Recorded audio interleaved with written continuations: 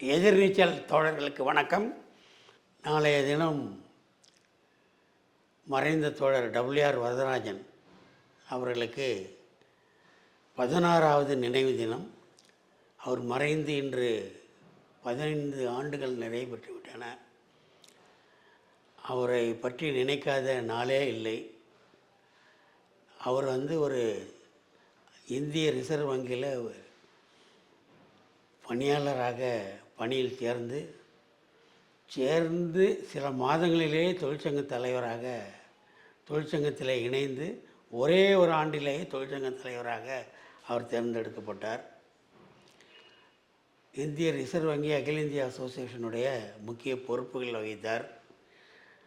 அதை தாண்டி சென்னையில் இருக்கக்கூடிய ஜார்ஜ் டவுன் கோஆப்ரேட்டிவ் பேங்கினுடைய தொழிற்சங்க தலைமையை அவர் ஆரம்பத்திலே ஏற்றார். அதுதான் அவருடைய தொழிற்சங்க பணியினுடைய முதல் தொழிற்சங்கம்.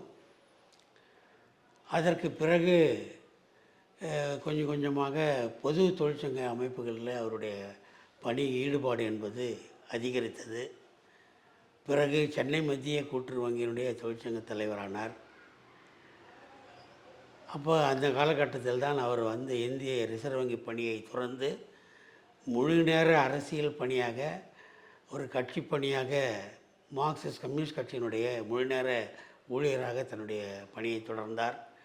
அவர் அந்த காலத்திலேயே ஒரு மாதம் 6000 ரூபாய் சம்பளம் பெற்று வரக்கூடிய நிலை இருந்தது. இன்றைய அவருடைய காலகட்டத்தில் அவர் கொஞ்ச காலத்திலேயே அந்த ரிசர்வ் வங்கியினுடைய சம்பளம் என்பது வெகுவாக உயர்ந்தது. தற்பொழுது எழுத்தர்களுக்கு அங்கே 1 லட்சம் வரையும் கொடுக்குறாங்க. அவர் தொடர்ந்து நீடித்திருந்து ஓய்வு பெற்றிருந்தால் அவர் கடைசி காலத்தில் 1.5-2 லட்சம் ரூபாய் சம்பளம் வாங்கியிருப்பார்.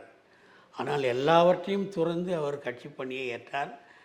அருமைத்தோழர் VP சிந்தனுடைய இளவலாக அவருக்கு உறுதுணையாக அவருடைய வேண்டுகோளை ஏற்று தான் அவர் முழு நேர பணியில் சேர்ந்தார். அவர் முழு நேர பணியில் கட்சி பணியில் சேர்ந்த பிறகு தொழிற்சங்காரங்களை அவரை பணியாற்றாமல் அழைத்தார்கள். அவர் தொழிற்சங்கத்தில் ஏராளமான தொழிற்சங்கங்களுக்கு தலைமை தங்கினார். தோழர் ஊரா வரதராஜன் என்று பெயரோடு அவருடைய செயல்பாடு என்பது மிக சிறப்பாக அமைந்தது.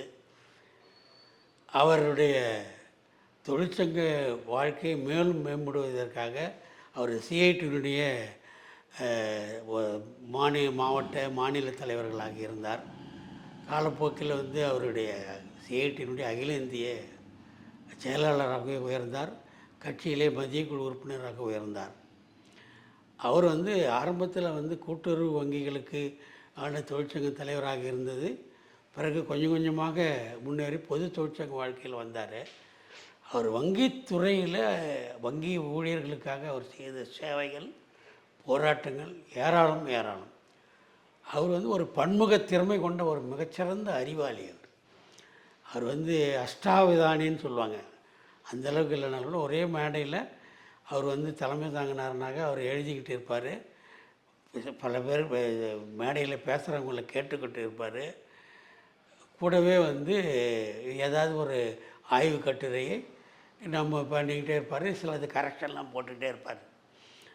ஆக பல திறமைகளை கொண்டவராக இருந்தார்.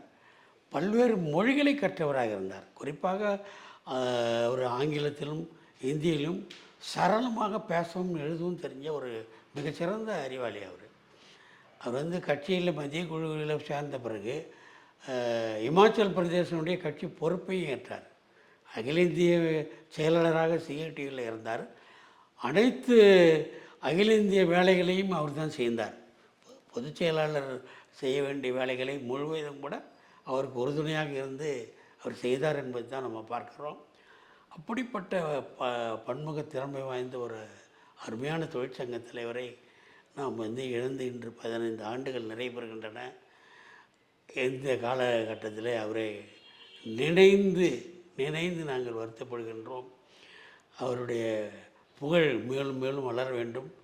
அவருடைய திறமையை நம்முடைய தொழிற்சங்க தோழர்கள், தலைவர்கள், கட்சி உறுப்பினர்கள் அனைவரும் தெரிந்து கொண்டு அதன் வழியில் நடக்கணும். அந்த முறையில் தான் அவருடைய நினைவு தினத்தை போற்ற வேண்டும் என்று நாங்கள் கருதுகின்றோம். அந்த முறையில் வாழ்க ஊரா வரதராஜன் புகழ், வெல்க அவருடைய தொழிற்சங்க பணி, அவருடைய வழியில் நின்று அவருக்கு நாம் அஞ்சலி செலுத்துவோம். நன்றி.